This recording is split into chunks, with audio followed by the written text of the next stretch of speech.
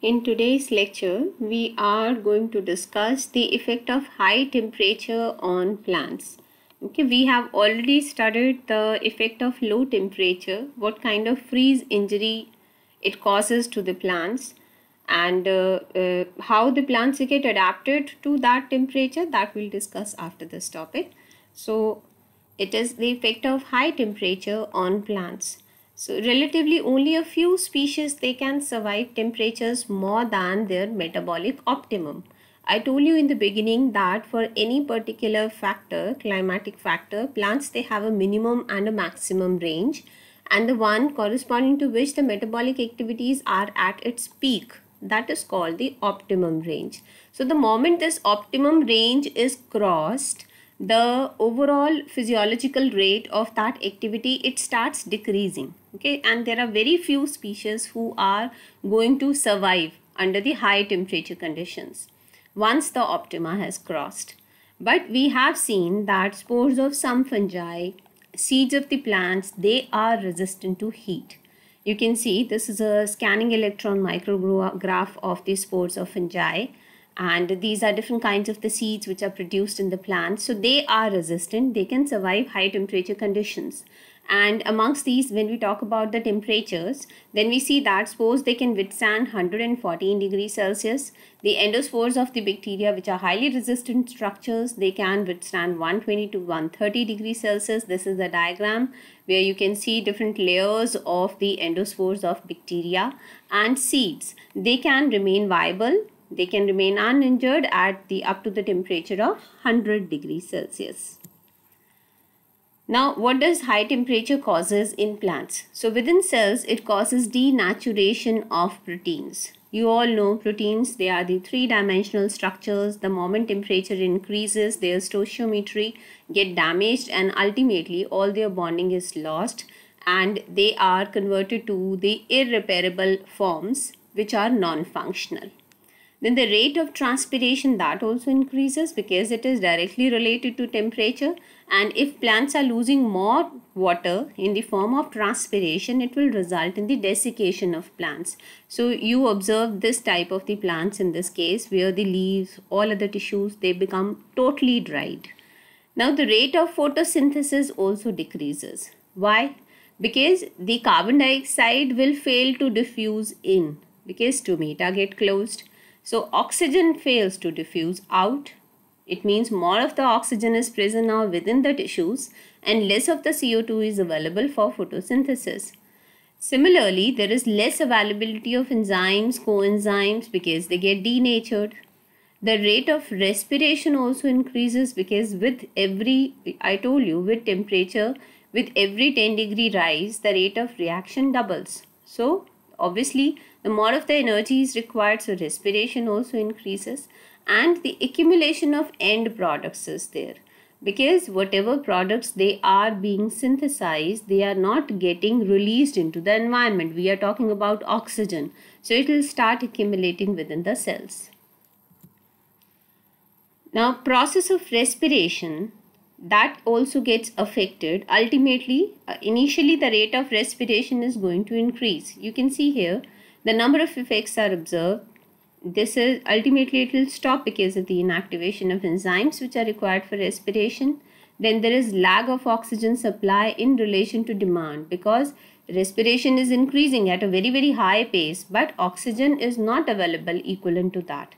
Then there is lag of substrate supply, that is also lesser, and carbon dioxide, it starts getting accumulated, which is the product of respiration, and it is not able to diffuse out, or ultimately it will be accumulated within the cells, and that will become toxic for plants. So here you can see the effect of temperature on respiration. So this is respiration has been expressed in terms of the CO2 concentration, which has been measured in parts per million. And here we are representing time. So you can see the minimum temperature, that is the 0 degrees Celsius. The yellow curve represents that. So if the temperature is 0 degree, there is not a much difference in the carbon dioxide release. Then we have the room temperature, that is the blue colored graph. There is a slight increase with increasing time. And when we talk about the high temperature, that is 39 degrees Celsius, which is represented by a green curve, then you can see that with increasing temperature, just within few minutes, how the rate of respiration is increasing many folds. Okay, so this is the respiration is related directly to the temperature. Okay, plants, they will start showing the signs of wilting, and other symptoms also will appear. For example, burnt appearance. Burnt appearance because they are getting exposed to very high temperatures, so the tissue, they will get damaged.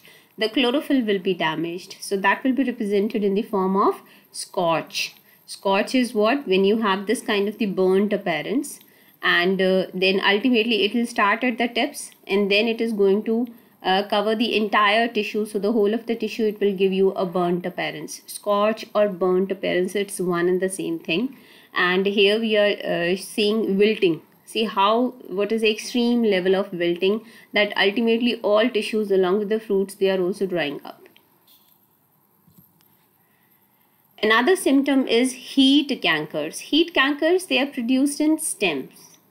Now, what is heat canker? This is the example of heat canker, where because of the excessive heat, we observe that the stem from a particular part, it is drying. This is heat canker. Canker means the dead tissue. Okay, so it results in the formation of this kind of the stems. So obviously, when the stem portion is not working properly in between, ultimately the complete transport of the material from the shoot to the root, as well as from the root to the shoot, it will be stopped. Then we have another common observation of formation of stem girdles. Okay, you can see here, these are stem girdles. They also appear because of the high temperature. So what happens because of high temperature? The stems, which are very tender, in which these girdle-like structures, they are formed, and within this region the cambium activity and the vascular activity, that gets killed. So if this is not working properly, the xylem, phloem in this region and cambium, they are not working properly, so obviously the transport of the substances stops, and ultimately the plant is going to die. Then in fruits, we observe fruit scalding. Okay, fruit scalding, you must have observed in number of fruits the brown colored patches on the surface. This is called fruit scalding. Then sometimes when you cut the fruits, you observe they have some watery cores. Water is present inside the tissues. They are very soft from that part, and these are again because of the heat stress. Then surface of the fruit that starts showing browning or cracking. We commonly observe this in case of fruits like which are berries, which are fleshy fruits. So they lose their moisture and the surface cracks are visible. So it's very common in tomato. We can see in pomegranate also. So that is another effect of high temperature, heat. Okay, so these were the effects of high temperature on plants. Now, since we have already discussed what effect they can cause on plants, now how plants, they are getting adapted to that, how they are trying to overcome or adapt to that situation. So first we are going to discuss their adaptations for the low temperature conditions. So we have seen that spores and seeds, they are very, very resistant. Okay, so what happens generally, the plants, especially which are annuals, they immediately complete their life cycle before the period of the low temperature, so that their seeds and spores, they can survive that unbearable environment. So dried spores and seeds, they avoid freezing. How they avoid freezing? You know, freezing is because of the water. And we know that in these two, the water percentage is very, very low. It's almost negligible because they are in the state of suspended animation. Means they have only that much living activity which is required for their viability. Otherwise, no signs of the life are observed in seeds and spores. So that is how they are going to overcome the low temperature. Then second is starch gets changed into the fats and sugars.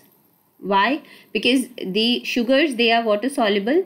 So they are going to decrease the freezing point of water. So whatever water is present in the tissues, the freezing point of that water will decrease, so that under low temperature conditions, it may become viscous, but it will not freeze. Then the groups which are present on the enzymes, SH groups, they are reduced, and the disulfide linkages are increased, because disulfide linkages, they make enzymes more heat resistant, more cold resistant. Then when temperature drops to absolute zero, okay, now we know that plants, they cannot perform any metabolic activity. So then the best method is to enter the state of dormancy.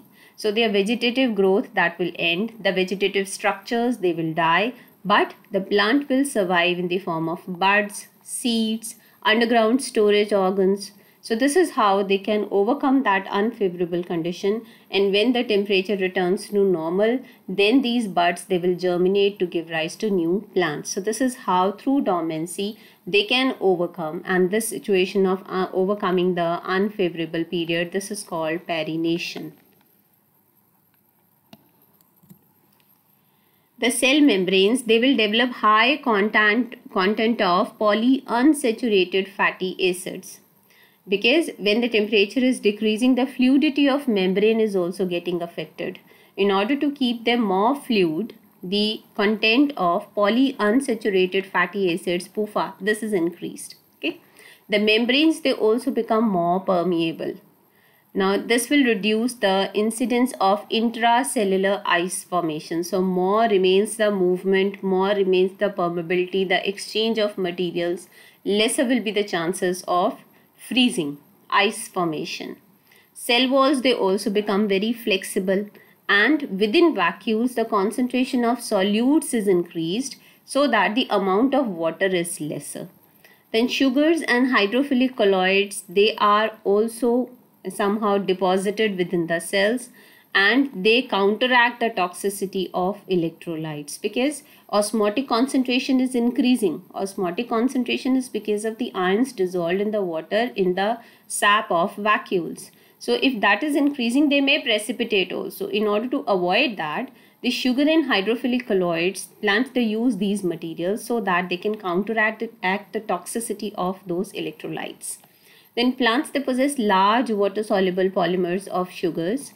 They will pass into the intercellular spaces, and ultimately they will stop the proper ice formation. You know, whenever water is having some kind of the impurity, the crystal lattice structure which is to be formed when it is getting converted into ice, that follows certain pattern. But if there is some impurity present in that case the freezing of ice is not proper. Okay, that lattice structure is not formed. So this is the trick that plants use. They, in their intercellular spaces, they secrete certain soluble, water-soluble polymers of sugars so that no pure water is present over there. So ultimately, the freezing of ice in that area will be imperfect.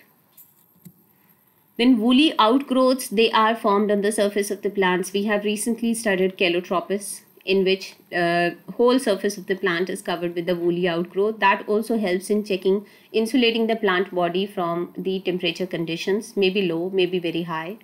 Then mild drought, that can induce hardiness in plants. So if plants at a very early stages, if they are exposed to drought conditions, if they know that they can overcome that period of water deficiency because of low temperature, then when the actual drought appears, okay, it's not the physical drought. I told you there is a difference of physical drought and the physiological drought. Physical drought means when water is not available. Physiological drought means when it is available but it is not usable for plants. So here water is present in the form of ice, but plants, they are unable to use that. So it's a kind of physiological drought. So at the early stages, if they have encountered this false treatment, the false drought conditions, then at maturity, when the real drought appears, they can tackle that. Then a solution of boron and calcium chloride has been found effective. So if it is sprayed on the plants, they get some kind of the low temperature resistance. Then frost resistance, that can also be induced in the plants by keeping them at low temperature during the early stages of growth. So similarly, as we said that they can be exposed to mild drought, similarly they can be exposed to low temperature at the very beginning of their life cycle, so that ultimately those changes with respect to the adaptation of the environment, that at low temperature conditions they can survive. So they, at a very early stages, such information can be induced within the plants. It can be somehow plants, they can be made hardy by this kind of the artificial treatment, so that under very, very low temperature conditions they really survive. Okay, now we are discussing the adaptations to high temperature. Now plants, they possess, whenever they are exposed to the high temperature, some natural structures they are present in them. For example, they have a layer of bark on their surface, and sometimes it's very thick layer. It's few centimeters wide, so that it's a total insulating layer, so that the effect of high temperature from outside, that doesn't influence the living tissues within the plant. Then desert plants, they have grayish green leaves and stems. That is so that they can reflect maximum sun rays, and there is limited scope of absorption of heat. Then many plants, they possess thick waxy cuticle. Cuticle is also a layer that helps them reflecting the sunlight and prevent the solarization effect or the damage. The leaves, they are vertically oriented. The orientation helps then absorption of minimum amount of solar energy. Then leaf plates, they are small and thin, so that they can easily dissipate the radiation. Okay. Then annual plants, they produce seeds, dormant buds, underground structures just before the arrival of the high temperature conditions. So this is just like as they are behaving for the cold, similarly they are behaving for the high temperature. Then plant cells with lower level of hydration, they are generally more resistant to high temperature, because when more of the water is present in the cell, then there is a scope of its loss. When already water is lesser, more of the solute is present, high concentration of the cells is there, osmotic concentration, then the chances of getting affected with high temperature, they get reduced. Then as a spray, zinc sulfate has been found to be very, very effective when plants, they have to strive against heat injury. Similarly, ascorbic acid and the use of adenine, that has also been found to be supportive for plants in order to manage heat resistance. Okay, so these were the adaptations in the plants in relation to high temperature. Now the last part of this topic is how we measure temperature. So we have three different apparatus for that. First is maximum and minimum thermometer. This is the maximum and minimum thermometer. So it is a U-shaped thermometer. You can see it yourself. And in this we have two arms. This is one arm, this is second arm. The one arm is going to record the temperature of daytime. Okay, whereas the other arm, that is going to give the minimum temperature that occur during the daytime. So what will happen? So when you are, so one is going to give the maximum temperature of the day, other is going to give you the minimum temperature of the day, and the temperatures that now we get, the mean will be applied on that, and there are certain iron pins which are helpful when they absorb heat. They are helpful in rising this level. So you will get the minimum, you will get the maximum temperature of the day, and that can be used to record the consecutive readings over the days or over the months. Then the second is thermograph. What is thermograph? Name is suggesting it is having a graph paper. Yes, it is having a graph paper. So here we are recording the temperature changes of the day on a graph paper. There is a needle and there is a pen fitted on that. So it contains an incomplete metallic ring. Okay, there is an incomplete metallic ring, and that here in this portion there is one metallic ring, and that ring is exposed to the temperature. So when the heat falls on the ring, so obviously it is going to increase the size or decrease the size. It will show expansion or contraction, and accordingly this needle is going to move and it will record the readings on the graph paper. This is an old version. The modern thermographs, they give you two parameters. You can see here two needles. This is a modern thermograph, and in this it gives you the reading of temperature as well as the reading of the relative humidity. Okay, so now it is solving two purposes. So it is called thermohydrograph because it is also covering relative humidity. Okay, third is use of thermocouplers or thermistors. These are very small devices. You must have seen it whenever you observe some kind of the circuits in the physics lab. There are written two terms on it. Either they are NTC or they are PTC. So they are relating temperature with resistance. Okay, PTC means when temperature is increasing, resistance is increasing. So positive temperature control. And NTC means when the temperature is increasing, the resistance is decreasing. So it's a negative temperature control. So accordingly, it's always written over it. You can have both of these used for the measurement of temperature. And what happens in this? So in it, we have an electric potential that is created by a sharp junction of two dissimilar metals. So this and this metal, they are different. Okay, so two dissimilar metals, they are taken, and it is going to record the resistance.